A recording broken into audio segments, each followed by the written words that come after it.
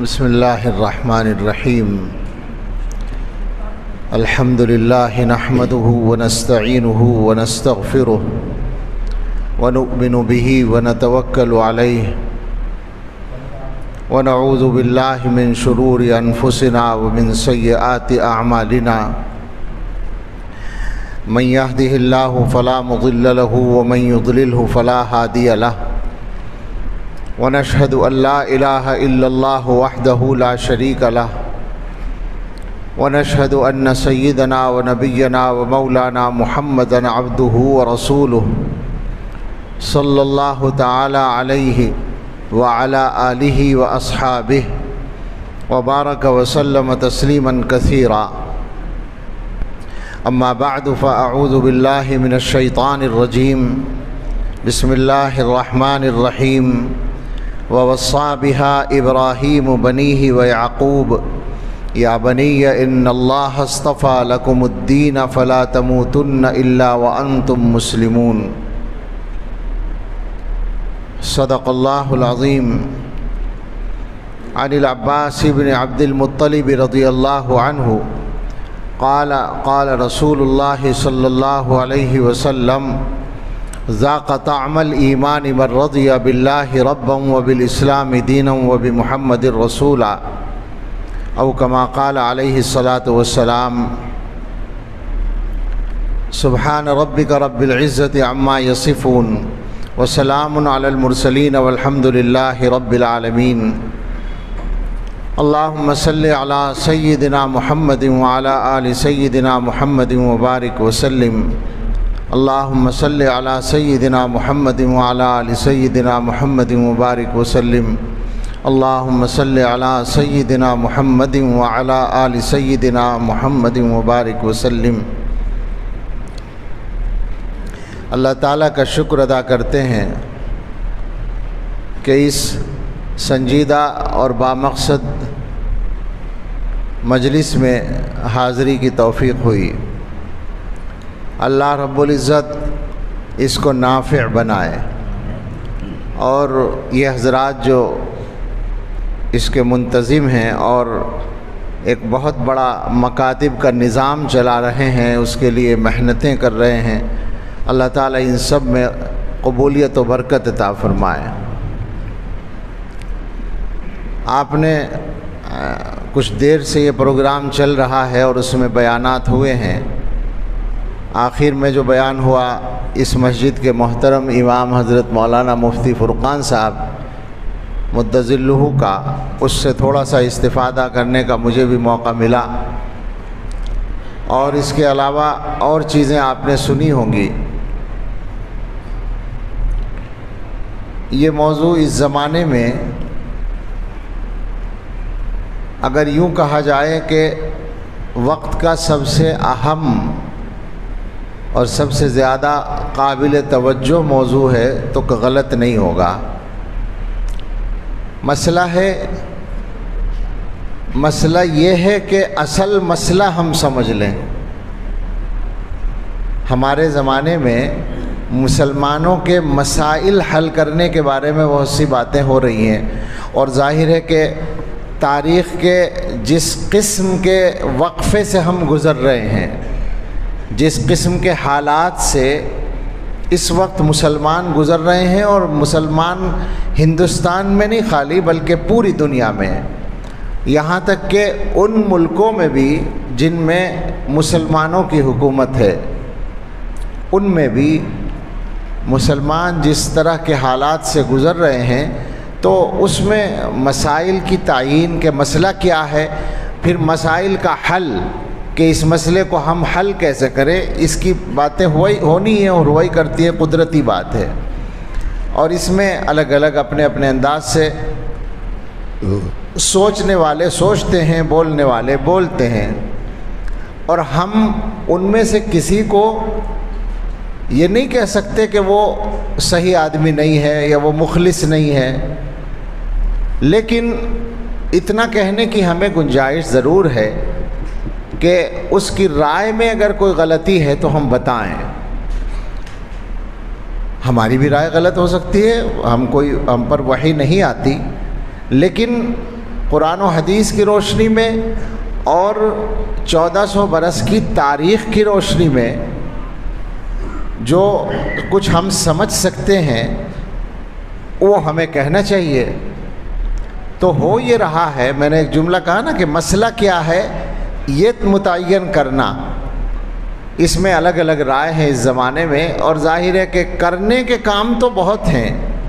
یعنی کوئی آدمی یہ کہے کہ صاحب مسلمانوں کے اقتصادی حالات پر محنت کرنے کی ضرورت ہے، کاروبار پر، تجارت ملے، ان کو ملازمت ملے، بالکل ٹھیک ہے۔ کوئی آدمی یہ کہے کہ تعلیم پر محنت کرنے کی ضرورت ہے، بالکل ٹھیک ہے۔ کوئی آدمی یوں کہے کہ میڈیکل لائن میں بہت محنت کی ضرورت ہے، مسلمان علاج کے سلسلے میں پریشان ہیں، تو بالکل ٹھیک ہے۔ تو بحث یہ نہیں ہے کہ کرنے کے کام کیا کیا ہیں، وہ تو سارے کام کرنے کے ہیں۔ اصل بات یہ ہے کہ اصل مسئلہ کیا ہے، اس کی نشاندہی ہونی چاہیے۔ اب بحیثیت مسلمان کے جو مسلمان کا اصل مسئلہ ہو سکتا ہے وہ یہ ہم سمجھتے ہیں قرآن و حدیث کی روشنی میں اور رسول اکرم صلی اللہ تعالیٰ علیہ وسلم کی سیرت طیبہ کی روشنی میں اور حضرات صحابہ رضی اللہ تعالیٰ عنہم نے جو حضور علیہ الصلاۃ والسلام سے شریعت کے مزاج کو سیکھ کر آگے بڑھایا، اس کی روشنی میں ہم یہ کہہ سکتے ہیں کہ مسلمانوں کا اصل مسئلہ ایمان ہے، ایمان پر جینا اور ایمان پر مرنا، یہ اصل معاملہ ہے۔ اس کو آسان کریں تو ہم یہ دیکھتے ہیں کہ قرآن کریم میں اللہ تعالیٰ نے آخرت کے بارے میں بہت کچھ بتایا ہے۔ بحیثیت مسلمان ہم سب کا ایمان ہے کہ دنیا کی زندگی مختصر ہے، اصل زندگی آخرت کی ہے۔ جتنا اس پر غور کریں گے مسئلہ سمجھنا آسان ہو جائے گا، جتنا زیادہ غور کریں گے۔ اور حقیقت یہ ہے کہ مسلمان کو جب اللہ تعالیٰ کی توفیق سے کچھ محنت کرنے کا موقع ملتا ہے اس موضوع پر، تو یہ معاملہ اس کے لیے سمجھنا آسان سے آسان ہوتا چلا جاتا ہے۔ یوں تو ہر مسلمان کلمہ پڑھتا ہے اور ہر مسلمان یہ مانتا ہے کہ آخرت آئے گی، قیامت میں حساب دینا پڑے گا، جنت بھی ہے، دوزخ بھی ہے، لیکن واقعی میں وہ اپنی زندگی میں اس عقیدے کو برتنے لگے، یہ آسان نہیں ہوتا۔ تو اس پر جتنا آدمی محنت کرے اور غور کرے تو پھر مسئلہ سمجھنا آسان ہے کہ زندگی، یہ والی زندگی چھوٹی سی زندگی ہے۔ اس زندگی کے جو تقاضے ہیں ان کو پورا کرنا ہے، ان پہ اللہ تعالیٰ نے کوئی پابندی نہیں لگائی۔ پیسہ کماؤ، گھر بناؤ، کھاؤ پیو، کپڑے بناؤ، شادی کرو، دنیا کے سارے کام کرو، وہ اپنی جگہ ہے۔ لیکن اللہ تعالیٰ نے یہ بتایا ہے کہ چونکہ اصل زندگی آخرت کی ہے تو آخرت کی زندگی کے نقصان کی قیمت پر دنیا کا فائدہ حاصل نہیں کرنا ہے، یا اس کو الٹ کر کہہ دیں کہ دنیا کے فائدے کے لیے آخرت کا نقصان نہیں کرنا ہے۔ یہ بالکل ایسا ہے جیسے، یعنی بہت مثال سمجھانے کے لیے ہے، 100% فٹ نہیں ہے، ہو ہی نہیں سکتی کوئی بھی مثال۔ ہم ٹرین میں سفر کرتے ہیں، ٹرین میں ہمیں 4 گھنٹے سفر کرنا ہے اور سفر کر کے جہاں پہنچنا ہے وہاں سال بھر رہنا ہے یا 2 سال رہنا ہے۔ اب ہمیں ٹرین میں جگہ نہیں ملی تو ہم نے کسی سے کہا بھئی ہمیں ٹرین میں سیٹ چاہیے۔ اس نے کہا کہ سیٹ تو مل جائے گی لیکن جہاں تم جا کر رہنے والے ہو وہاں کا کمرہ ختم ہو جائے گا، وہاں کی جو بکنگ ہے وہ کینسل ہو جائے گی۔ ہم نے کہا چلو کوئی حرج نہیں، دیکھا جائے گا جب وہاں پہنچیں گے، ابھی تو آرام مل جائے۔ تو ایمانداری سے بتائیں کہ ایسا فیصلہ کرنے والے آدمی کو کیا کہا جائے گا؟ اس سے بڑا بیوقوف کون ہوگا؟ اس سے کہا جائے گا کہ بھائی 4 گھنٹے کا سفر کرنا تیرے لیے مشکل ہو گیا اور وہاں کی پریشانی کے لیے تیار ہو گیا سال بھر کے لیے، 2 سال کے لیے۔ یہ مثال ایسی ہے، بات تو سمجھ میں آتی ہے اس سے، مگر یہ مثال نہیں حقیقت میں، بلکہ ہلکا سا ایک تصور ہے۔ دنیا کی زندگی آخرت کی زندگی کے مقابلے میں اتنی بھی نہیں ہے جیسے 1 سیکنڈ لاکھوں برس کے مقابلے میں، اس لیے کہ وہ ختم ہونے والی نہیں ہے۔ تو اب سوچیں کہ کوئی آدمی یہاں کی زندگی کی آسانی کے لیے وہاں کا نقصان کرے تو کتنا بڑا بیوقوف ہوگا وہ۔ قرآن کریم میں باری تعالیٰ نے ایک چھوٹا سا ٹکڑا فرمایا، بلکہ آیتیں ہیں چھوٹی چھوٹی جو آپ جمعے کے دن سنتے ہیں۔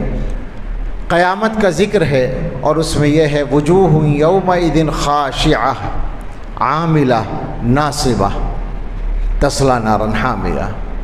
قیامت کے دن کچھ چہرے ذلیل و خوار ہوں گے، اور وہ ایسا نہیں کہ کچھ کام کر کے نہ آئے ہوں، خوب کام کر کے آئے ہوں گے، تھکے ہوئے ہوں گے، یعنی دنیا کی زندگی میں انہوں نے ٹائم ضائع نہیں کیا ہوگا بلکہ دنیا میں بہت کام کیا ہوگا۔ ہم نے مختلف وقتوں میں کچھ چیزیں پڑھی اخبارات میں، کئی وزرائے اعظم کے انٹرویو دیکھے بشمول آج کے وزیر اعظم کے، تقریباً سب نے بتایا کہ ہم 24 گھنٹے میں 4 گھنٹے آرام کرتے ہیں۔ یہ آج کل والے تو اپنے آپ کو بہت چست ظاہر کرتے ہیں، لیکن ایک وزیر اعظم گزرے ہیں جن کو اتنا چست نہیں سمجھا جاتا تھا، انہوں نے کہا تھا میں 4 گھنٹے سوتا ہوں 24 گھنٹے میں۔ اتنی محنت کرتے ہیں یہ لوگ۔ ایک کمپنی ہے جو آج کل ناکام سی ہو گئی ہے، تجارتی کمپنی، اس کے سربراہ نے انٹرویو میں بتایا تھا کہ جس زمانے میں ہم نے کمپنی کھڑی کی تو اس زمانے میں 72 گھنٹے جاگنا یہ بار بار ہوتا تھا۔ 72 گھنٹے کا مطلب ہوا 3 دن 3 رات مسلسل جاگنا، یہ بار بار ہوا، اور ایسا تو مہینوں تک ہوا کہ 24 گھنٹے میں صرف 2 گھنٹے آرام کیا، ایسا مہینوں تک ہوا، یہ اس کمپنی کے سربراہ نے بتایا۔ اور دنیا میں آپ جا کر جائزہ لیں تو پتہ چلے گا کہ لوگ بہت محنت کرتے ہیں، بلکہ سچی بات یہ ہے کہ یہی کلمہ گو قوم جو ہے مسلمان، بھئی اسی میں کاہل پائے جاتے ہیں زیادہ، ورنہ دوسری قوموں میں بہت محنت کرنے والے لوگ ہوتے ہیں۔ مگر انجام کیا ہے؟ یہ ٹھیک ہے کہ کام بہت کیا، عاملۃ ناصبۃ، وہ چہرے وہ انسان جو ہیں کام کر کے آئے ہوں گے، تھک کر آئے ہوں گے، لیکن تصلی نارا حامیہ، جہنم میں جائیں گے۔ اور یہ جہنم میں جانا یہ ناانصافی نہیں ہوگی، یہ ان کی ایک بڑی غلطی کی سزا ہوگی، اور وہ غلطی بغاوت کی غلطی ہے۔ میں یہ جلدی بول رہا ہوں، ایک اعتراض کا جواب دے رہا ہوں۔ بہت سے لوگوں کے ذہن میں آتا ہے کہ میاں ساری زندگی ایک آدمی نے اچھے کام کیے، بس اتنا ہے کہ وہ مشرک تھا، تو اس کے کاموں کا کچھ تو صلہ ملنا چاہیے آخرت میں اس کو۔ اس کا میں نے جواب دیا کہ بغاوت کے بعد سارے کارنامے ختم ہو جاتے ہیں، شرک بغاوت ہے اللہ کے ہاں، اس کی سزا ہے یہ۔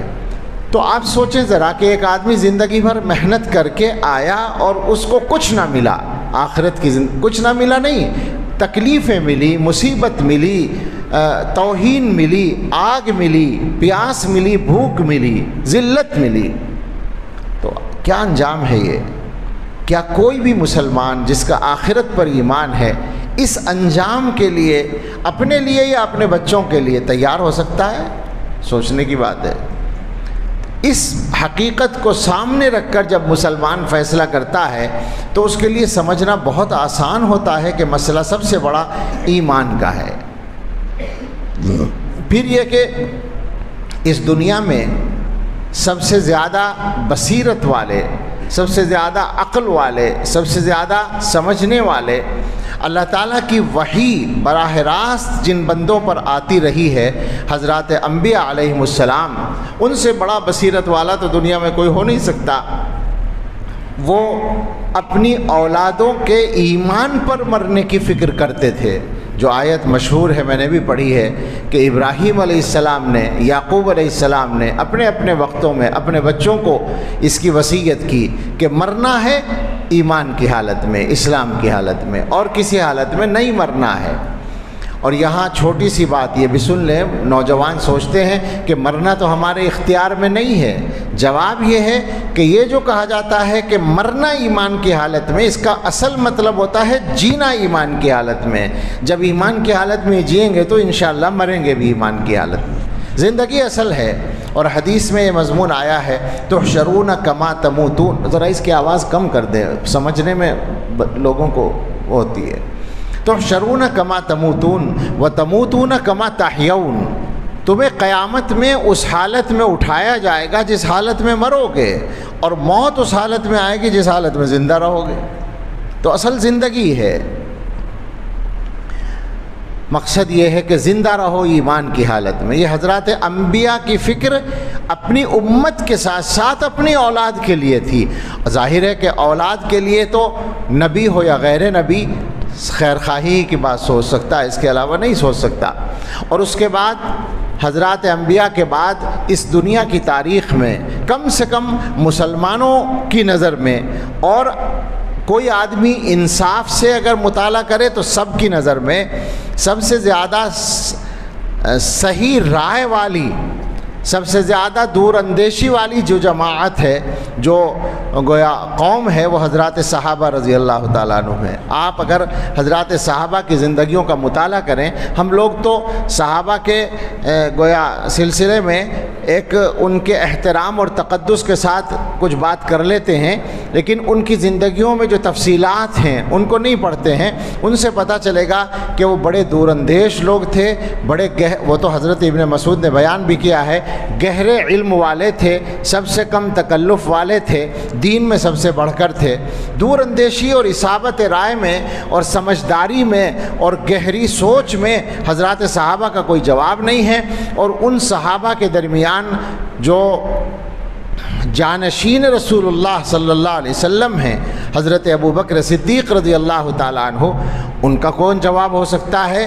انہوں نے یہی مسئلہ سب سے بڑا مسئلہ مانا۔ میں اسی پر بات کر رہا ہوں کہ مسلمانوں کا اصل مسئلہ کیا ہے۔ آپ سوچیں ذرا کہ جس وقت رسول اللہ صلی اللہ علیہ وسلم کی وفات ہوئی ہے اور صدیق اکبر خلیفہ بنے ہیں، تو کیا ہوا ہے کہ انہوں نے اسلام سے پھرنے والے، یعنی جو لوگ ایمان سے الگ ہو گئے، مرتد ہو گئے، ان سے بھی، اور شریعت کے ایک حصے پر عمل سے انکار کرنے والے، زکوٰۃ کے مسئلے سے، ان سے بھی، دونوں سے جہاد کرنے کو پہلا کام سمجھا اپنا۔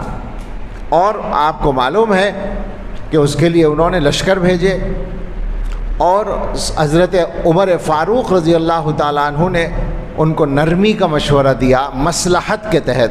انہوں نے کہا کہ مدینہ جو مرکز ہے، جو گویا دارالحکومت ہے، مرکز کا لفظ میں نے بدل دیا کیونکہ بہت سے لوگ سمجھیں گے کہ شاید تبلیغ کا مرکز ہے، تو دارالحکومت یعنی اسلام کا مرکز، وہ کمزور ہو جائے گا اگر وہاں سے بہت سارے لوگ چلے جائیں گے لشکروں میں۔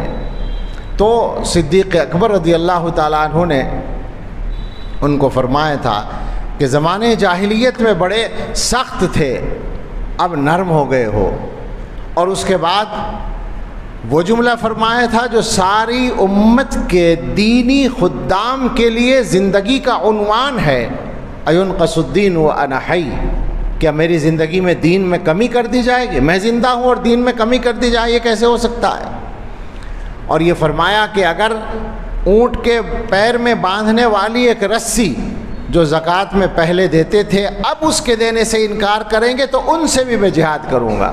یہ صدیق اکبر رضی اللہ تعالیٰ عنہ نے کیا۔ اور جھوٹے مدعی نبوت کے ماننے والے، یعنی اسلام سے پھرنے والوں کا ایک طبقہ، مسیلمہ کذاب کے ماننے والوں سے جہاد کے لیے جب بھیجا تو ایسا لشکر بھیجا کہ اس میں کثرت سے شہادتیں ہوئیں اور 700 قرآن کریم کے حافظ شہید ہو گئے۔ قرآن کے 700 حافظوں کو شہید کرانا منظور کیا ایمان کے مسئلے پر۔ اور صدیق اکبر کے رضی اللہ تعالیٰ عنہ اس کردار کے بعد صحابہ کا جو تبصرہ ہے وہ آپ حدیث کی کتابوں میں پڑھ سکتے ہیں، یعنی صدیق اکبر تنہا نہیں ہیں بلکہ سارے صحابہ اس سے متفق ہیں۔ اور حضرات صحابہ رضی اللہ عنہم فرماتے ہیں واللہ قام مقام الانبیاء، ابو بکر صدیق نے انبیاء کی جانشینی کا حق ادا کر دیا، یعنی جو کردار اپنے وقت میں اللہ کے پیغمبر کرتے تھے ادا، وہی صدیق اکبر نے کیا۔ تو عرض یہ کرنا ہے کہ ہمارے سامنے جو دلائل ہیں اور جو نمونے ہیں ان سے ہمیں یہ سمجھ میں آتا ہے کہ مسلمان کا سب سے بڑا مسئلہ اور اصل مسئلہ ایمان ہے۔ اور ایمان کا مطلب کیا ہے؟ ابھی مولانا نے بہت اچھی تفصیل اس کی ہے۔ ایمان کا مطلب یہ ہے کہ قرآن کریم میں باری تعالیٰ نے ایک بات فرمائی، اس کو سمجھیں تو سمجھ آسان ہو جائے گا۔ فلا وربک لا یؤمنون حتی یحکموک فیما شجر بینہم ثم لا یجدوا فی انفسہم حرجا مما قضیت ویسلموا تسلیما۔ قسم آپ کے رب کی، یہ ایمان والے نہیں ہو سکتے جب تک کہ اپنے آپس کے اختلافات میں آپ کو فیصل نہ بنائیں، آپ سے فیصلہ نہ کرائیں، اور اس کے بعد جو فیصلہ آپ کریں اس فیصلے کے بارے میں اپنے دل کے اندر کوئی تنگی محسوس نہ کریں، پورے طور پر سر تسلیم خم نہ کریں، اس وقت تک ایمان والے نہیں ہو سکتے۔ یعنی گویا کہ مسلمان کے لیے مومن ہونے کا یہ معیار ہے کہ وہ اسلام کے احکام کے سامنے سپر ڈال دے، چاہے اس کی خواہشات کے کتنا بھی خلاف ہو۔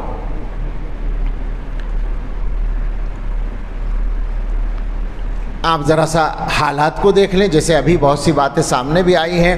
ہمارے زمانے میں جو صورتحال بن رہی ہے، ایک تو ایمان سے پھرنے کے واقعات ہیں کئی طرح سے، مثلا شادیوں کی لائن سے، یہ سب سے گویا اوروں کے مقابلے میں ہلکے درجے کا معاملہ ہے۔ اس سے کہیں زیادہ، چونکہ اس شادی والے مسئلے میں نفسانی خواہشات نمبر 1 پر ہیں، اسلام سے بغاوت یا اسلام کا انکار اس میں نمبر 2 پر آتا ہے بھی نہیں ہے، عملی طور پر انکار ذہن میں نہیں ہوتا، بس اتنا ہے کہ استخفاف ہے، یعنی ہلکا سمجھنا ہے معاملے کو۔ وہ لڑکا یا وہ لڑکی جس نے کسی غیر مسلم سے شادی کی، اس نے ایمان اور اسلام کے معاملے کو ہلکے میں لیا، یہ اس کا جرم ہے، اس کی وجہ سے ایمان ختم ہو جاتا ہے اس کا۔ میں یہ نہیں کہہ رہا کہ وہ مسلمان رہتا ہے، لیکن اس سے زیادہ خطرناک وہ معاملات ہیں جن میں آدمی اسلام کا انکار کرتا ہے، اور پھر اسلام کے انکار کے بھی 2-3 درجے آج کل بہت زیادہ ہیں۔ ایک تو یہ کہ وہ اسلام کے کسی حکم کا انکار کرے، ایسے لوگوں کی تعداد تو شمار کرنا مشکل ہے کہ وہ اسلام کے کسی حکم کے بارے میں شک کریں، یا یہ سمجھے کہ یہ غلط ہے، یا یہ سمجھے کہ اس کی ضرورت نہیں ہے۔ جیسے مثال کے طور پر ابھی جو حجاب کا مسئلہ چل رہا تھا، تو حجاب کے مسئلے میں ہماری عدالت نے بھی ایک کمزور بات کہہ دی، اور صحیح بات ہم یہ سمجھتے ہیں کہ انہوں نے مسئلے کو سمجھا نہیں۔ انہوں نے یہ کہا کہ اسلام کے بنیادی احکام میں سے حجاب نہیں ہے۔ 2 باتیں ہیں، اس کی تفصیل میں مجھے نہیں جانا، نہ جانے کا وقت ہے، لیکن 2 باتیں ہیں۔ ایک تو یہ کہ ایک آدمی کو اپنے ملک میں رہ کر اپنی پسند کے لباس کا حق ہے یا نہیں، آئین اس کی اجازت دیتا ہے، تو یہ بحث ہی الگ ہے، یہ بحث ہی غلط ہے کہ حجاب اسلام کا بنیادی حق ہے یا نہیں۔ جب ایک آدمی حجاب پہننا چاہتا ہے، ایک عورت حجاب پہننا چاہتی ہے، جب آپ ایک عورت کو اپنا بدن کا بڑا حصہ برہنہ رکھنے کی اجازت دے سکتے ہیں، تو ایک عورت کو اپنا چہرہ چھپانے کی اجازت کیوں نہیں دے سکتے؟ وہ اس کی مرضی ہے، یہ اس کی مرضی ہے۔ تو یہ مسئلہ مذہب سے الگ ہمارے آئینی حقوق کا بھی مسئلہ ہے۔ ایک پہلو تو یہ تھا، لیکن میں جس پہلو پر بات کر رہا ہوں وہ یہ ہے کہ اسلام میں حجاب آپ سمجھ رہے ہیں کہ بنیادی مسئلہ نہیں ہے، اس وجہ سے کہ بہت سے مسلمان حجاب کے قائل نہیں ہیں، بہت سی عورتیں حجاب کا اہتمام نہیں کرتی ہیں۔ لیکن ایک بات اچھی طرح سمجھ لیں، یہ عام طور سے ذہنوں میں نہیں ہے، وہ یہ ہے کہ حجاب کا ذکر قرآن میں ہے، یہ بات تو مانیں گے۔ قرآن میں کہا گیا یدنین علیہن من جلابیبہن، عورتیں اپنے اوپر چادر ڈال لیا کریں، چادر لٹکا لیا کریں، یہ قرآن میں ہے۔ اور اس کی تفسیر عبداللہ ابن عباس رضی اللہ عنہما نے اس طرح کی ہے کہ باقاعدہ رومال اوڑھ کر دکھایا، انہوں نے چادر اوڑھ کر دکھائی اس طرح سے کہ ایک آنکھ سے کچھ دیکھنے کا راستہ رہے، باقی سب چھپ جائے، اس طرح انہوں نے بتایا کہ یہ ہے یدنین علیہن من جلابیبہن۔ میں اس پر بھی زور نہیں دیتا کہ آپ اسی تفسیر کو مانیں، لیکن یہ تو مانیں گے کہ یہ ذکر قرآن میں ہے، قرآن میں چادر لٹکانے کا ذکر آیا ہے۔ اگر کوئی آدمی اس کا انکار کرے تو کافر ہو جائے گا۔ سمجھنے کی اصل بات یہ، جس طرح سے نماز کی فرضیت کا انکار کرنے والا کافر ہوگا، تو حجاب کا جتنا ذکر قرآن میں آیا ہے اس کا انکار کرنے والا بھی کافر ہے۔ یہ کیا بات ہوئی کہ اسلام کے بنیادی احکام میں نہیں ہے؟ جو حکم قرآن کریم میں آ رہا ہے، جس طرح آ رہا ہے، اس کو ماننا مسلمان کی ذمہ داری ہے، اس پہ عمل کرنا مسلمان کی ذمہ داری ہے۔ تو بات یہ چل رہی ہے کہ اسلام کے احکام میں سے کسی حکم کا انکار، ایسا کرنے والے مسلمانوں میں اچھی خاصی تعداد میں ہیں، دلوں کے اندر کفر چھپے پڑے ہیں، اسلام کے احکام پر اعتماد، اور اس سے آگے بڑھ کر پورے مذہب اسلام کا انکار یہ بھی ہو رہا ہے، اور اس سے آگے بڑھ کر مطلق مذہب کا انکار جس کو الحاد کہتے ہیں، کتنی بڑی تعداد ہو رہی ہے۔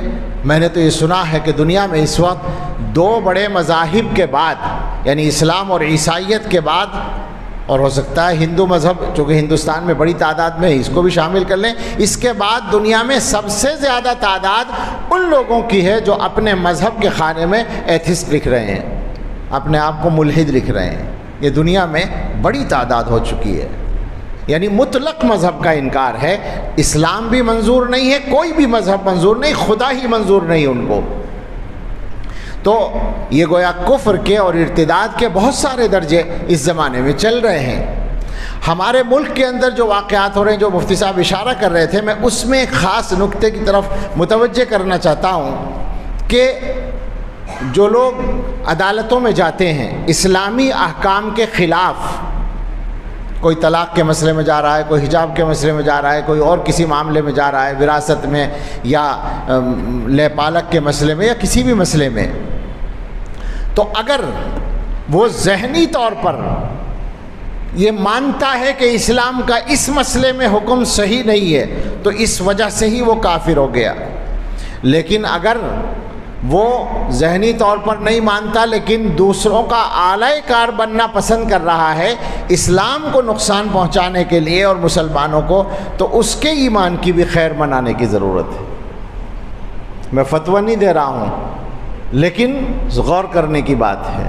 صورتیں دونوں ہیں، ہندوستان میں معاملات دونوں طرح کے ہیں، وہ بھی ہیں جو ذہنی طور پر مان نہیں رہے ہیں، اور وہ بھی ہیں جو دوسروں کا اعلی کار بن رہے ہیں پیسے کے لیے یا سیاسی فائدے کے لیے۔ ابھی مسلم پرسنل لا بورڈ کا ذکر چل رہا تھا۔ مسلم پرسنل لا بورڈ سب سے زیادہ جس مسئلے میں سرگرم ہو کر سامنے آیا تھا وہ 1986 کا شاہبانو کیس تھا۔ اس زمانے میں ہم دور حدیث پڑھتے تھے، خوب تفصیلات اس کی یاد ہیں، اچھی طرح سے یاد ہے کہ کیا کیا ہو رہا تھا۔ اور اس میں پارلیمنٹ سے باہر حضرت مولانا علی میاں نور اللہ مرقدہ، حضرت مولانا منت اللہ رحمانی رحمۃ اللہ علیہ، یہ دونوں حضرات پرسنل بورڈ کے ذمہ دار تھے، اور ان کے تمام رفقا محنت کر رہے تھے۔ پارلیمنٹ کے اندر فدائے ملت حضرت مولانا اسد مدنی رحمۃ اللہ علیہ موجود تھے۔ انہوں نے خود سنایا کہ جس دن یہ ترمیمی بل پاس کیا گیا تو 13 گھنٹے مسلسل اجلاس چلا، رات کے 11 بج گئے چلتے چلتے، تب جا کر وہ ہوا، اگرچہ وہ بھی شاطروں نے اس طرح کیا تھا کہ اب وہ کل عدم ہو گیا، بیکار ہو چکا ہے۔ مجھے یہ سب تفصیلات نہیں سنانی تھی، اصل یہ کہنا تھا کہ اس وقت جب اس مسئلے میں تحریک چل رہی تھی، مسئلہ صرف اتنا سا تھا کہ ایک عورت کو اس کے شوہر نے طلاق دے دی۔ شریعت کا حکم یہ ہے کہ طلاق کے بعد جب تک عدت چل رہی ہے اس وقت تک خرچہ اسی شوہر کے ذمہ ہے، یعنی سابق شوہر جس نے طلاق دی ہے۔ لیکن عدت پوری ہونے کے بعد ان دونوں کا تعلق ختم ہو گیا، لہذا اب اس کے ذمہ خرچہ نہیں ہے، یہ قرآن کا حکم ہے۔ عدالت نے اس کے خلاف فیصلہ دے دیا۔ یہاں مشکل یہ ہے کہ بات اگر ساری نہ کہو تو بہت سے اپنے ہی ذہن جو ہے خراب ہو جاتے ہیں، سمجھانا ضروری ہوتا ہے۔ آپ سمجھ لیں کہ قرآن کا یہ حکم کس لیے ہے۔ لوگ عورتوں کی ہمدردی میں بات کرتے ہیں اور یہ ظاہر کرتے ہیں کہ گویا قرآن کے حکم میں عورتوں کی ہمدردی نہیں، وہ بیچاری مطلقہ بے سہارا ہو گئی، اس کا خرچہ کون اٹھائے گا، وہ کہاں سے کھائے گی، وہی ظالم جس نے طلاق دی ہے اسی کے اوپر یہ ذمہ داری ہونی چاہیے۔ ان احمقوں سے کوئی پوچھے کہ وہ ظالم اگر اسے خرچہ دے گا تو کیا دوبارہ تعلقات نہیں قائم ہو جائیں گے؟ تم کیا کرانا چاہتے ہو معاشرے کے اندر بدکاری کے علاوہ؟ تم نے اصل میں اسلام کے اور قرآن کے نظام کو جانا نہیں ہے۔ اسلام میں کوئی عورت بے سہارا نہیں ہے۔ بس یہ مسئلے کا حل اصل یہ ہے، جس عورت کو طلاق دی گئی ہے اس کو اس کا شوہر مہر دے چکا ہے اور اس کے علاوہ طلاق دینے کے وقت میں اس کے لیے کچھ چیزیں دینے کا شریعت نے حکم دے رکھا ہے۔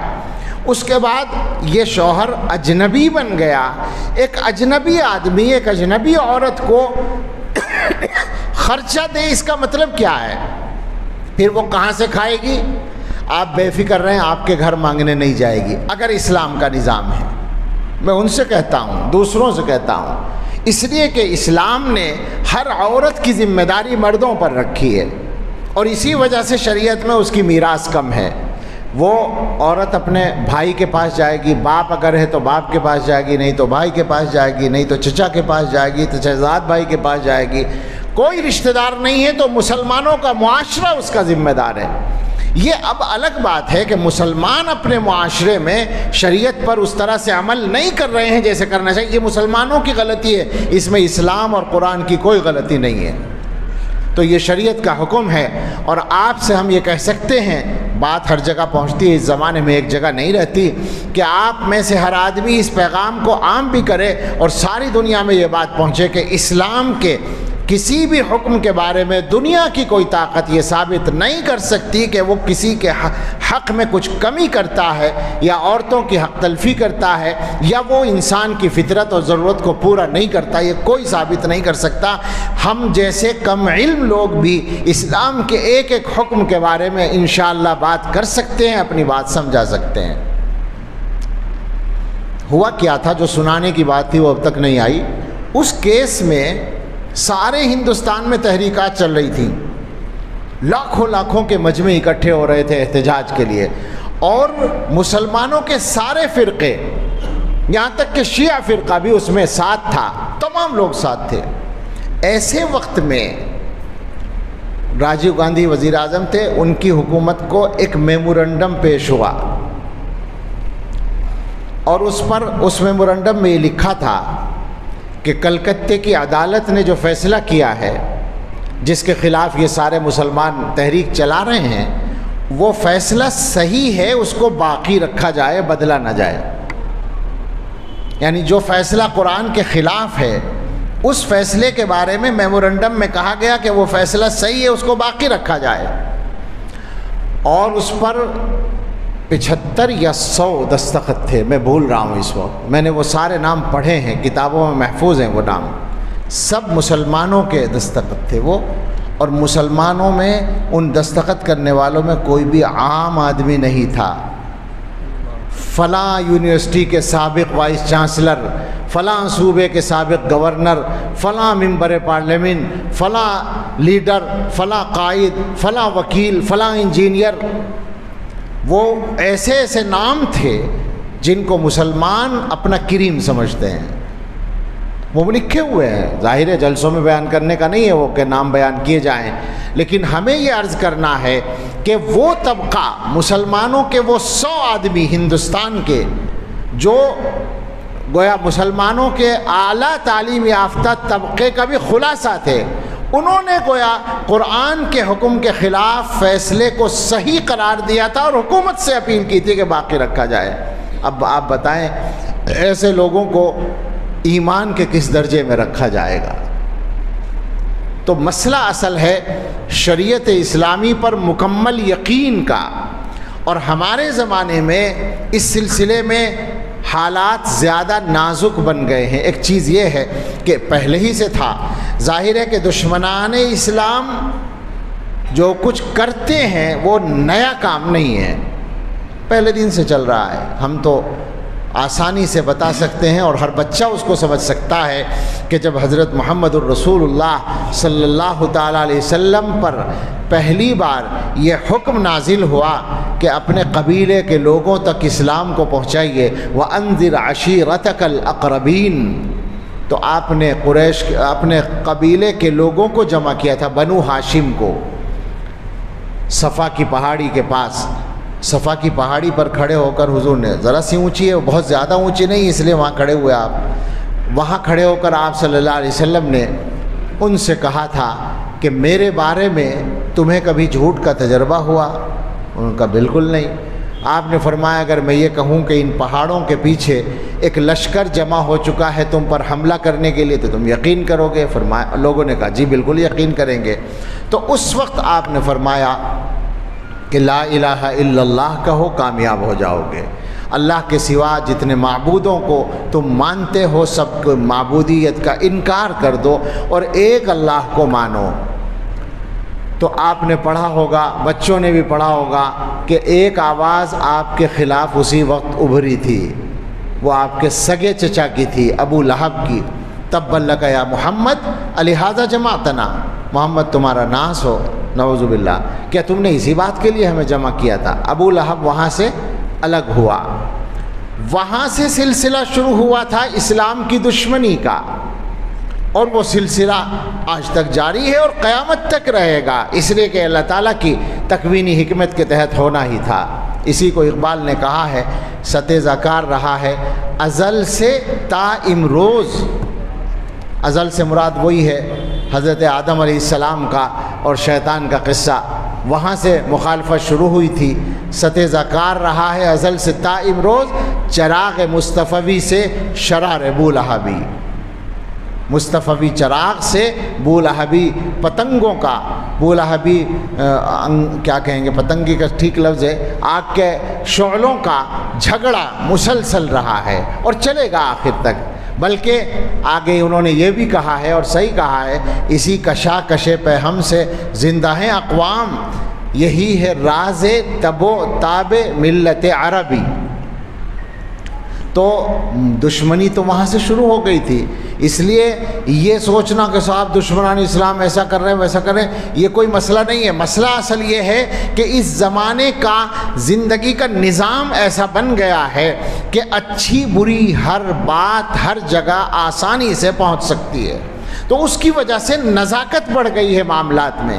اب یہ ہوتا ہے، پہلے زمانے میں کوئی آدمی گمراہی بکتا تھا تو جس مجمع میں بیٹھ کر وہ بک رہا ہے وہیں تک وہ رہتی تھی، لیکن آج اپنی بات دنیا کے ہر حصے میں آسانی کے ساتھ پہنچائی جا سکتی ہے، اور وہ لوگ ان وسائل کا، یہ جو ذرائع ابلاغ ہیں، اور اس میں سب سے آسان ترین ذریعہ وہ ہے جس کو آپ سوشل میڈیا کہتے ہیں، اب تو جیبی میڈیا کہنا چاہیے اس کو، ہر جیب میں وہ رکھا ہوا ہے، وہ سب سے آسان راستہ بن گیا ہے اپنی باتیں پہنچانے کا۔ اس کا نقصان یہ ہو رہا ہے کہ ہر کچے پکے ذہن تک گمراہی کی باتیں پہنچ رہی ہیں۔ اب پہلے ہم کہا کرتے تھے کہ بھائی خطرہ بہت قریب آ گیا ہے اور حالات میں بہت خرابی ہے اور فتنے دروازوں پر آ گئے ہیں۔ اب یہ باتیں سب پرانی ہو گئی، خطرے قریب نہیں آ گئے ہیں، دروازوں پر نہیں آ گئے ہیں، جیبوں میں گھس گئے ہیں اور دلوں تک پہنچ گئے ہیں۔ وہ کچا ذہن ہمارا، وہ بچے ہمارے۔ آج صورتحال یہ ہے، پہلے ہم کہتے تھے کہ صاحب بچے کو گھر تک محدود رکھو تو محفوظ رہے گا، اب پتہ چلا وہ گھر میں رہ کر بھی محفوظ نہیں ہے، حالات ایسے بن گئے ہیں۔ ان ذرائع نے نزاکت زیادہ بڑھا دی ہے، اس کی وجہ سے ایمان پر اپنے آپ اور اپنے بچوں کے قائم رہنے کا مسئلہ سب سے زیادہ مشکل مسائل میں بن گیا ہے۔ بڑا مسئلہ وہ پہلے سے ہے، مشکل اب بڑھ گئی ہے۔ ہمیں اللہ نے اور اللہ کے رسول صلی اللہ تعالیٰ علیہ وسلم نے جو معیار دیا ہے ایمان کا، وہ ایک حدیث میں بیان کیا گیا، میں نے ابھی پڑھی ہے۔ حضرت عباس رضی اللہ تعالیٰ عنہ اس کے راوی ہیں، فرماتے ہیں پانی ہے کہ رسول اکرم صلی اللہ تعالیٰ علیہ وسلم نے ارشاد فرمایا، ذاق طعم الایمان من رضی باللہ ربا وبالاسلام دینا وبمحمد رسولا۔ بخیلی ہے یہ۔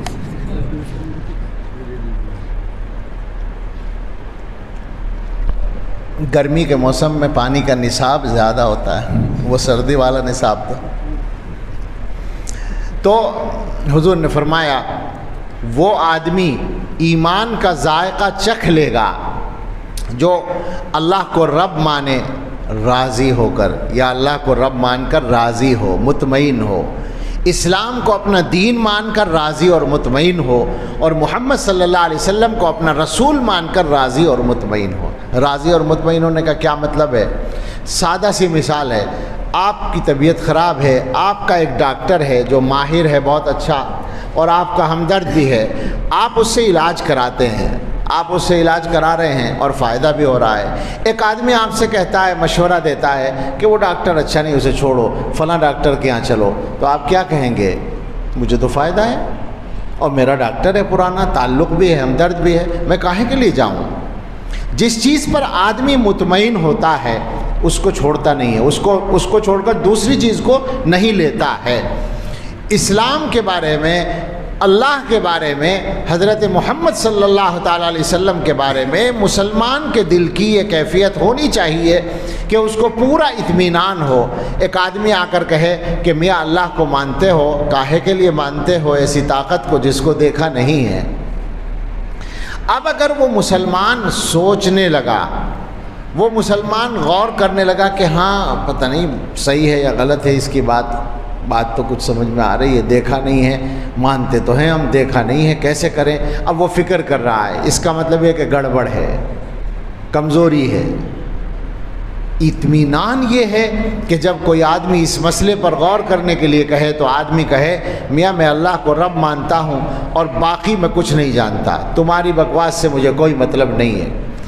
یہ ایک عام آدمی کے لیے ہے، علماء کا کام اس سے نمٹنے والا نہیں ہے۔ حضرات علماء خاص طور سے اس پر توجہ دیں کہ اس زمانے میں ہمارے یعنی تعلیمی اور تربیتی جو کام ہیں اپنے اداروں اور مدرسوں کے، میں ان کی ضرورت کو تو بالکل نہیں گھٹا سکتا، وہ تو بنیاد ہے، لیکن اس سے باہر نکل کر جو سب سے بڑی ذمہ داری کا کام اس وقت نکل آیا ہے وہ الحاد کا مقابلہ ہے، وہ انکار خدا کا مقابلہ ہے، انکار مذہب کا مقابلہ ہے، اور اس پر بحثیں ہو رہی ہیں، مناظرے ہو رہے ہیں، دلائل دیے جا رہے ہیں، ڈیبیٹ آج کل کہتے ہیں، پہلے زمانے میں مناظرہ ہوتا تھا، اب ڈیبیٹ کہتے ہیں، بات تو ایک ہی ہے، وہ ہو رہا ہے، مستقل ہو رہا ہے، اس کے لیے تیاری کی ضرورت ہے، زبردست تیاری کی ضرورت ہے۔ اردو میں اس پر مواد کم ہے، انگلش میں ہے یا عربی میں ہے، عربی میں اچھا خاصا مواد ہے، علماء اس کو پڑھ سکتے ہیں، جگہ جگہ اس کی ضرورت پیش آ رہی ہے اس زمانے میں۔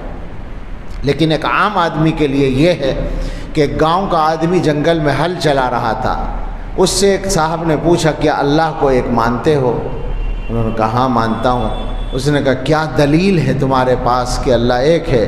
تو اس نے ہل اٹھا کر کہا کہ دلیل یہ ہے کہ اگر دوبارہ پوچھو گے تو تمہارے سر پہ یہ ہل مار دوں گا۔ یہ وہ ایمان کا درجہ ہے جس کا کوئی توڑ نہیں ہے، یہی ایمان چاہیے۔ دلیل اس مسئلے میں دلیل کا مطلب کیا ہے؟ میں اللہ کو مانتا ہوں، اللہ کو مانے بغیر میری عقل کام ہی نہیں کرتی، میری عقل کا تقاضا یہ ہے کہ میں اللہ کو مانوں، میرے دل کا تقاضا یہ ہے کہ میں اللہ کو مانوں۔ اب اللہ کیسا ہے اور نظر کیوں نہیں آتا ہے اس سے مجھے کوئی مطلب نہیں ہے، تو دل میں تو آتا ہے، سمجھ میں نہیں آتا، بس جان گیا میں تیری پہچان یہی ہے، یہی پہچان ہے۔ دل اس کو مانتا ہے، عقل میں آتا نہیں ہے کہ وہ کیسا ہے، یہی ہمارا رب ہے اور ہم اپنے رب کو مانتے ہیں۔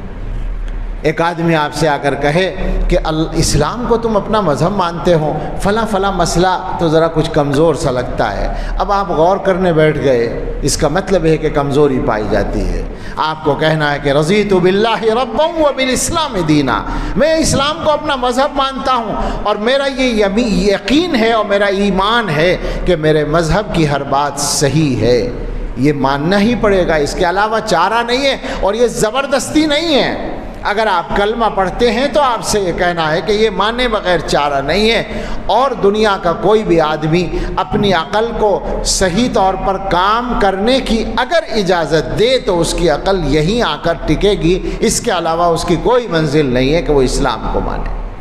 ایک آدمی کہتا ہے حضرت محمد صلی اللہ تعالیٰ علیہ وسلم کو رسول مانتے ہو، ان کی شخصیت میں فلاں فلاں باتیں ہیں، اس کا جواب یہی ہے کہ حضرت محمد صلی اللہ علیہ وسلم میرے محبوب ہیں اور ان کی محبت پر میرا ایمان قائم ہے، میں ان کی محبت سے دستبردار نہیں ہو سکتا۔ میں کہتا ہوں کہ لا الہ الا اللہ محمد الرسول اللہ، میں کہتا ہوں کہ رضیت باللہ ربا وبالاسلام دینا وبمحمد الرسول صلی اللہ علیہ وسلم۔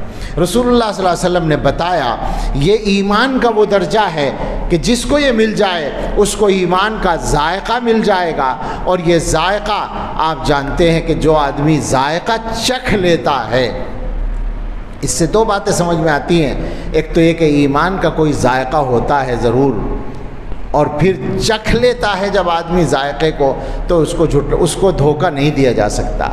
آپ نے چائے پی، میٹھی لگی، ایک آدمی کہتا ہے کہ چائے پھیکی ہے، آپ کیا کہیں گے؟ میں نے چکھی ہے، آپ نے تو نہیں پی ہے، میں نے ابھی پی ہے، میٹھی ہے۔ چکھنے کے بعد دھوکہ نہیں دیا جا سکتا۔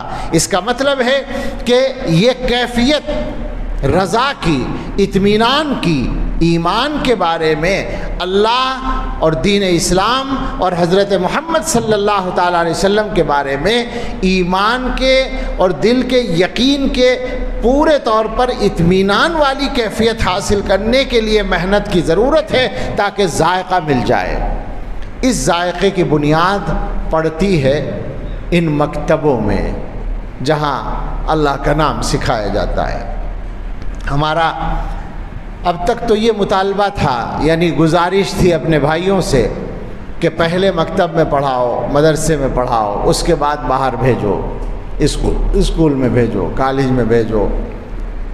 ظاہر ہے اب ہمارے لیے حالات نہیں رہے کہ ہم اس کا مطالبہ کریں کوشش کر کے، تو اب دو باتیں ہم کہہ سکتے ہیں۔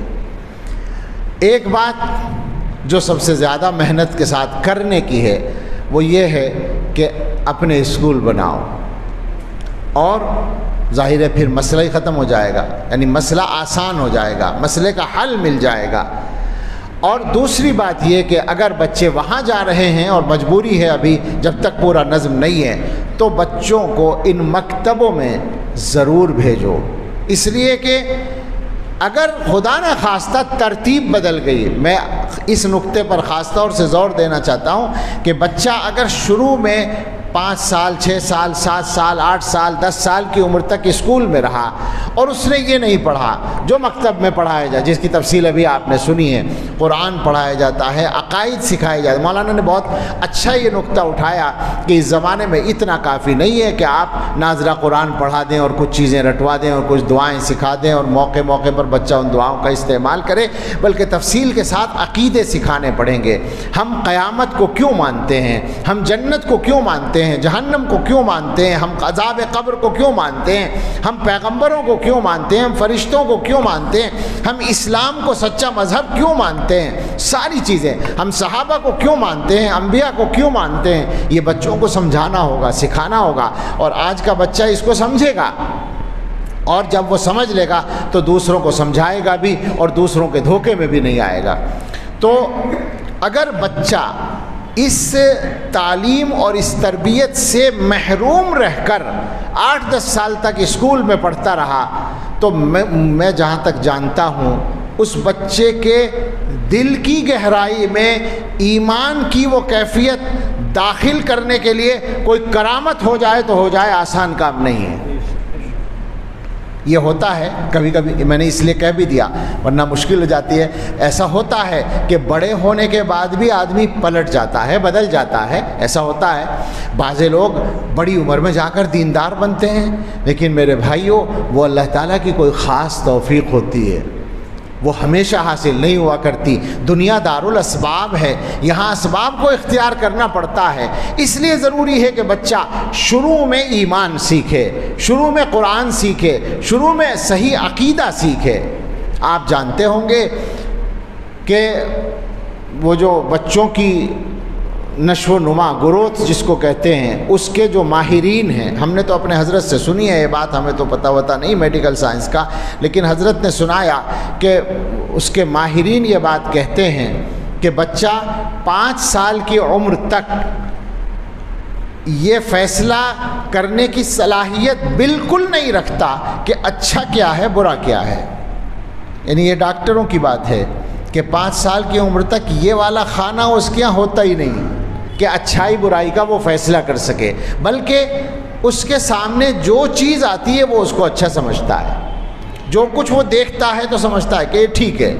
اب وہ اپنی طبیعت سے جانتا ہی نہیں ہے کہ یہ ٹھیک ہے یا غلط ہے.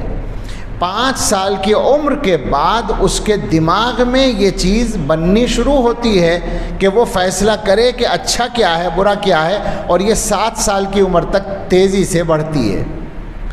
اب آپ سوچیں کہ اس نازک زمانے میں جب کہ بچہ صلاحیت ہی نہیں رکھتا اچھائی برائی کا فیصلہ کرنے کی، اس نازک زمانے میں بچے کو آپ نے دوسروں کے حوالے کر دیا، جہاں یقینی طور پر باقاعدہ کوئی الزام نہیں ہے اور کوئی چھپی ہوئی بات نہیں، کوئی راز نہیں ہے، علل اعلان کفر اور شرک سکھایا جا رہا ہے، وہاں اپنے بچے کو بھیج دیا تو کیا سمجھے گا وہ؟ اب تک تو ہم رونا روتے تھے مشن اسکولوں کا، عیسائیوں کے. عیسائیوں نے ساری دنیا میں اور اس ملک میں تو خاص طور سے ہم کہہ سکتے ہیں بڑا نقصان پہنچایا ہے. ہمیں نہیں اتنا نقصان پہنچا سکے جتنا دوسروں کو پہنچا، یہ کہنا پڑے گا. بعض صوبے ان کے ہی ہو گئے سارے، وہاں دوسرے مذہبوں کے لوگ بدل کر عیسائی بن گئے، لیکن کچھ نہ کچھ مسلمانوں کو بھی انہوں نے متاثر کیا ہے. اور ان کے ان مشن اسکولوں کا سلسلہ ہندوستان میں جب رسمی طور پر مغلیہ سلطنت قائم تھی اس وقت سے چل رہا ہے. یعنی انگریزوں نے جس وہ زمانے میں تجارت کے راستے سے آ کر اقتدار حاصل کرنا شروع کیا تھا، اسی زمانے سے وہ اس بارے میں حساس تھے کہ اپنے اسکول قائم کرنے شروع کر دیے تھے. انہوں نے ہندوستان میں موجود تھے باقاعدہ ان کے اسکول. تو اب تک تو یہی قصہ تھا، لیکن اب آپ کے سامنے ہے کہ خود ہماری حکومت نے جو تعلیمی پالیسی بنائی ہے، جیسی کیسی بھی ہماری سمجھ میں آئی، کچھ میٹنگوں میں بھی شریک ہوئے اور کچھ اس کو پڑھا بھی ہے، تو میں اس کی روشنی میں اپنے بھائیوں سے اب یہ کہا کرتا ہوں کہ بعید نہیں ہے کہ کچھ دنوں کے بعد وہ عملی طور پر نافذ ہو جائے گی. وہ منظور ہو چکی ہے، نافذ بھی ہو چکی ہے، لیکن ظاہر ہے کہ تفصیلی قوانین بننے میں ٹائم لگتا ہے. تو اسکولوں تک جب وہ عملاً نافذ ہو جائے گی تو مجھے تو یہی ڈر ہے کہ آپ کا بچہ جب ان اسکولوں سے پڑھ کر آیا کرے تو آپ یوں کہنے پر مجبور ہوں کہ بیٹے اسکول سے آ رہے ہو کلمہ پڑھ لو.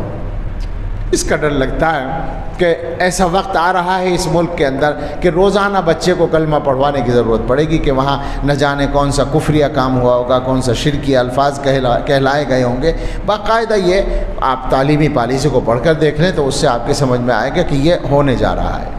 ایسے حالات میں مسلمانوں کی ذمہ داری کتنی نازک اور کتنی بڑی ہو جاتی ہے کہ وہ اپنے بچوں کے ایمان کی حفاظت کا کام کریں. یہ ہمارے جو مکاتب کے نظام چل رہے ہیں، کوئی بھی چلا رہا ہو، یہ ہماری ریڑھ کی ہڈی کی حیثیت رکھتے ہیں اس زمانے میں. اور یہ جو جس نظام سے کے تحت ہم اس وقت بیٹھے ہوئے ہیں، میں ذاتی طور پر بھی اس نظام کو جانتا ہوں، بلکہ مولانا نے دینیات کا ذکر کیا. دینیات کا نظام بہت بڑا ہے، اس میں کوئی شک نہیں، لیکن جو آپ لوگوں کا یہ سلسلہ ہے بنگلور والے حضرات کے تعلق سے، ان حضرات نے اس میں بھی کچھ اصلاحات کی ہیں اور کچھ اور بہتری وہ لائے ہیں. اپنے اپنے انداز سے سب کام کر رہے ہیں. مسئلہ اصل یہی ہے کہ مسلمان اپنے بچوں کے اور اپنے ایمان کی حفاظت کے سلسلے میں فکر مند ہو جائیں. آپ یقین کریں کہ یہ حالات ایمان کے سلسلے میں جو خطرات کے حالات ہیں یہ ہندوستان کے ساتھ خاص نہیں ہیں. ہندوستان میں کچھ اور مسائل ہیں اپنی جگہ، وہ اس میں کوئی شک نہیں ہے، اور ان مسائل کے لیے فکر مند ہونا بھی ضروری ہے، لیکن اصل مسئلہ جو ہے وہ تو ایمان ہی کا مسئلہ ہے. موت تو ایک وقت پہ آئے گی. خدا نخواستہ کوئی آدمی یہ سمجھے کہ جان کا خطرہ ہے لہٰذا ایمان کو پیچھے کر لو، جان بچا لو، تو وہ یاد رکھے کہ موت پھر بھی اپنے وقت پر ہی آئے گی. جس دھج سے کوئی مقتل میں گیا وہ شان سلامت رہتی ہے. یہ جان تو آنی جانی ہے، اس جان کی کوئی بات نہیں. جان تو اپنے وقت پہ جائے گی، کوئی مار نہیں سکتا وقت سے پہلے، اور وقت آنے کے بعد کوئی جلا نہیں سکتا. مسلمان اس بات پر اپنا ایمان پختہ کر لیں تو بہت سارے مسئلوں کا فیصلہ کرنے میں آسانی ہو جائے گی۔ یہ جو آج کل کے نازک حالات میں گھبراہٹ ہے، خوف ہے اور اپنی جگہ سے ہلنے کا خطرہ جو ہو رہا ہے، میں سمجھتا ہوں موت کے سلسلے میں جو عقیدہ ہے اسے سامنے نہ رکھنے کی وجہ سے پیدا ہو رہا ہے۔ مسلمان سے زیادہ کس کا یقین ہو سکتا ہے اس بات پر کہ ان اجل اللہ اذا جاء لا یؤخر اذا جاء اجلهم لا يستأخرون ساعة ولا يستقدمون۔ ایک گھڑی آگے پیچھے نہیں ہو سکتے، موت اپنے وقت پہ آئے گی۔ یہ نہیں ہے کہ جان کو خطرے میں ڈالنا ہے، لیکن جان کی وجہ سے ایمان کو خطرے میں ہرگز نہیں ڈالنا ہے۔ جان نمبر 2 پر ہے، ایمان نمبر 1 پر ہے۔ یہ پیغام ہر مسلمان تک پہنچنا ضروری ہے اور اس کے لیے محنت کرنی ہے۔ وہ تقریروں کا کام نہیں ہے، اصل تو محنت کا کام ہے، سنجیدہ محنت کا کام ہے۔ بچوں کے سلسلے میں سوچنے کی بات ہے کہ یہ بچے جن کے ہاتھ میں کانٹا لگ جائے تو اس کو جتنی تکلیف ہوتی ہے بچے کو، اس سے زیادہ ہمیں تکلیف ہوتی ہے۔ ان بچوں کے جہنم میں جانے کا انتظام ہو جائے اور ہم خاموش رہیں، یہ کیسے ہو سکتا ہے؟ یہ تو بہت ہی زیادہ بے حسی کی بات ہو سکتی ہے یا ایمان کی کمزوری کی۔ تو ان پہلوؤں پر سارے مسلمانوں کو دھیان دینے کی ضرورت ہے۔ میں بار بار یہ بات کہہ رہا ہوں، ساری دنیا میں ایمان کے لیے اس وقت خطرات ہیں۔ دشمنان اسلام کے پنجے کہاں کہاں تک پہنچے ہیں اور کس کس طرح سے پہنچے ہیں اس کا بیان کرنا مشکل ہے۔ ایک بات یاد آ گئی، 2003 کی بات ہے شاید، جب عراق میں صدام حسین کی حکومت ختم ہوئی تھی اور امریکہ بہادر کی حکومت قائم ہوئی تھی، یعنی بالواسطہ انڈائریکٹ ظاہر انہی کی حکومت تھی۔ انہوں نے اپنے لوگوں کو بٹھانے میں کامیابی حاصل کی تھی۔